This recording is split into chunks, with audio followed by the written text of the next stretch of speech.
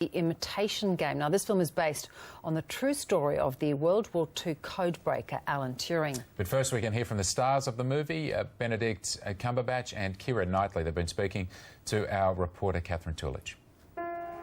This war, we're not winning it. If you speak a word of what I'm about to show you, you will be executed for high treason. Who are you? Alan Turing, one of the best mathematicians in the world. Welcome to Enigma.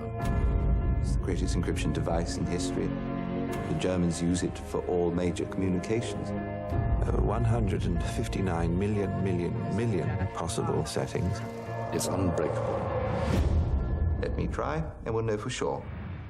Playing real-life characters is a challenge. I mean, you did it with Julian Assange, but I guess with Alan Turing, a lot of people didn't really know him. So does that make it easier for an actor? In a way, yes, Yeah. I suppose in a way. But you still have, through your research, you form a very strong loyalty to a character because you want to do them justice. You know, he's an incredibly complex man, but he's also someone whose most brilliant thoughts are born out of an experience of them before a knowledge of them, and I think that's what humanises him. He's very much a man of his world. Mm-hmm. He was an athlete, and you know he was somebody who was physical in his world. He wasn't just a sort of intellectual hermit locked in a ivory tower of intellectual brilliance that was impossible to sort of understand from the outside. You know, a lot of his best ideas came from conversations, came from happenstance, came from running ideas into a reality rather than just theorising as well, hence this idea of a machine that could perform calculations, a computer. I mean, he's the forefather of that.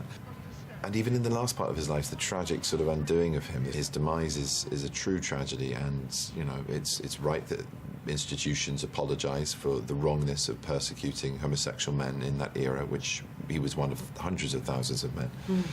But his suicide came out of the fact that a democracy and government that he'd helped save from fascism rewarded him for being honest about his sexuality by destroying his body and his mind.